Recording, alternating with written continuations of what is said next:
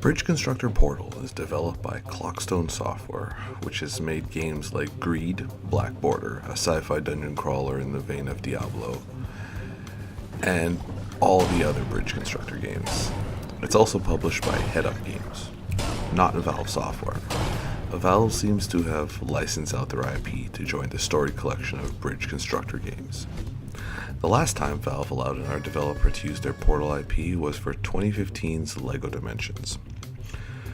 Bridge Constructor Portal is simply a bridge constructor game where forklifts carry supplies from one end to the other.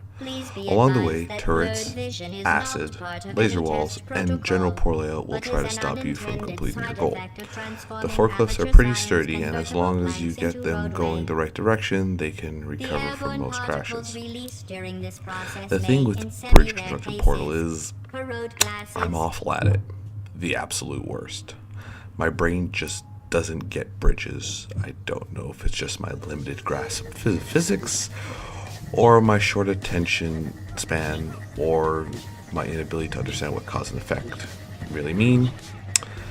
I caught myself building bridges that were far too elaborate for what the puzzle called for, or sometimes not understanding what the puzzle was trying to actually get across.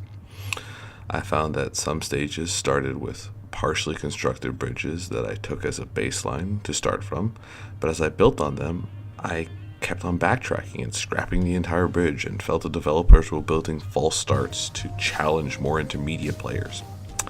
I definitely felt challenged, and sometimes specifically defeated.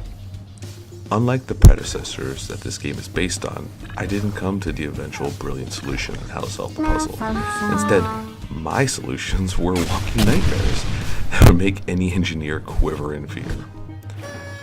Early in the game, I found my zany bridge constructions as fun romps and got myself chuckling as I pulled stunts that I felt shouldn't have worked. But as I progressed, I kept checking the game's only tutorial called Best Practices. It's a guide that is meant to give you tips on the basics of bridge construction. And though some were helpful, others only added to my confusion. I originally thought that maybe a better tutorial would have helped me understand how to play the game, but as I kept on playing, I found that the game became more like work, and my breaking point was having to look up a guide the developer provided to reviewers beyond a certain point in the game. After seeing their solution and my 30-minute attempt at a solution, I simply believe that this type of game is not for me.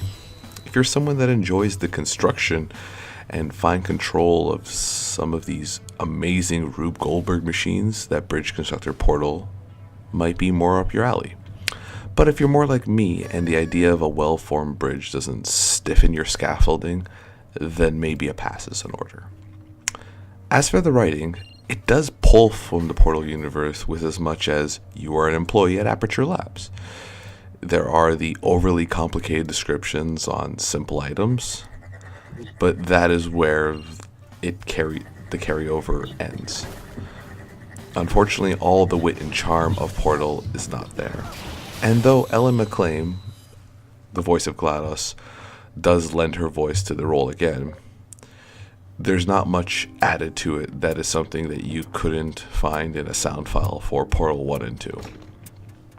I do wonder if this will be the last time that McLean will grace her performance as GLaDOS, as Valve has shown a reluctance to revisit their old franchises.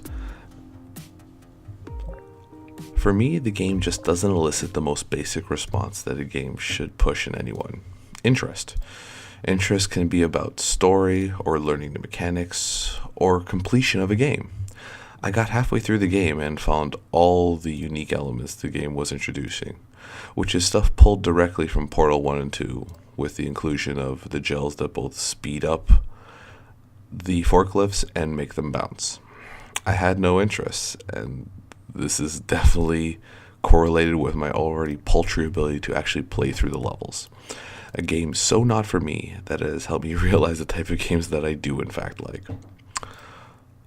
Hopefully this will allow Valve to continue to give out their IPs to other developers, because even though I wasn't a fan of this game in particular, I do like the idea of them letting other developers mess around with their IPs, especially, as I said before, they aren't using them.